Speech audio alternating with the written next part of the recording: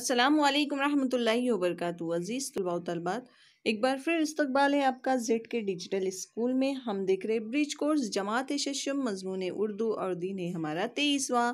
تو آئیے پیارے بچوں دیکھتے ہیں صلاحیت اور تصورات میں دیکھتے ہیں ہم اہلیت پیدا کریں۔ دیکھیں پیارے بچوں، اقتباس آپ کے سامنے ہے۔ حضرت ابو بکر صدیق رضی اللہ تعالیٰ عنہ مکہ میں 571 میں پیدا ہوئے۔ وہ کپڑے کی تجارت کرتے تھے۔ اچھے اخلاق کی وجہ سے لوگ ان کی بہت عزت کرتے تھے۔ اسلام قبول کرنے سے پہلے بھی وہ شرک اور شراب نوشی کو برا جانتے تھے۔ جب حضرت محمد صلی اللہ علیہ وسلم نے ان کے سامنے اسلام کی دعوت پیش کی تو انہوں نے اسے فوراً قبول کر لیا۔ اس کے بعد وہ تن من دھن سے دین کو پھیلانے میں لگ گئے۔ خلیفہ بننے کے بعد بھی حضرت ابو بکر صدیق رضی اللہ تعالیٰ عنہ سادہ زندگی گزارتے رہے۔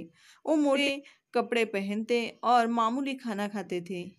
غریبوں اور مسکینوں پر بے حد مہربان تھے۔ وہ محتاجوں کی ضرورت اس طرح پوری کرتے کہ دوسروں کو خبر تک نہ ہوتی۔ حضرت ابو بکر صدیق رضی اللہ تعالیٰ عنہ کی خلافت کی مدت 2 برس اور 3 مہینے تھی۔ اتنی مختصر مدت میں انہوں نے جس خوبی سے اپنی ذمہ داریوں کو پورا کیا اس کی مثال ملنی مشکل ہے۔ حضرت ابو بکر صدیق رضی اللہ تعالیٰ عنہ کو کئی باتوں میں اولیت کا شرف حاصل ہے۔ مردوں میں سب سے پہلے انہوں نے اسلام قبول کیا، قرآن مجید کو سب سے پہلے کتابی شکل میں جمع کرایا اور اسلامی ریاست میں بیت المال قائم کیا۔ حضرت محمد صلی اللہ علیہ وسلم نے انہیں صدیق کا لقب دیا تھا۔ وہ پہلے شخص ہیں جن کو پیارے نبی صلی اللہ علیہ وسلم نے کسی لقب سے نوازا۔ تو پیارے بچوں، یہ تھے ہمارے پہلے خلیفہ حضرت ابو بکر صدیق۔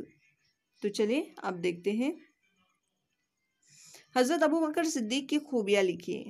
تو دیکھیے پیارے بچوں، حضرت ابو بکر صدیق کو کئی محتاجوں کی ضرورت اس طرح پوری کرتے کہ دوسروں کو خبر تک نہ ہوتی تھی، اور خلیفہ ہونے کے باوجود بھی وہ نہایت ہی سادہ زندگی گزارتے تھے۔ موٹے جھوٹے کپڑے پہنتے اور معمولی کھانا کھاتے تھے۔ حضرت ابو بکر صدیق کو کن باتوں میں اولیت حاصل تھی؟ تو پیارے بچوں، حضرت ابو بکر صدیق رضی اللہ تعالیٰ عنہ کو اولیت حاصل تھی کہ وہ مردوں میں سب سے پہلے ایمان لائے تھے۔ قرآن مجید کو سب سے پہلے انہوں نے کتابی شکل میں جمع کرایا تھا اور اسلامی ریاست میں بیت المال قائم کیا تھا۔ ساتھ ہی ساتھ پیارے بچوں، حضرت محمد صلی اللہ علیہ وسلم نے صدیق کا لقب ان کو سب سے پہلے دیا تھا، یعنی وہ پہلے شخص تھے جن کو پیارے نبی محمد صلی اللہ علیہ وسلم نے کسی لقب سے نوازا تھا۔ آؤ تخیلاتی بنیں۔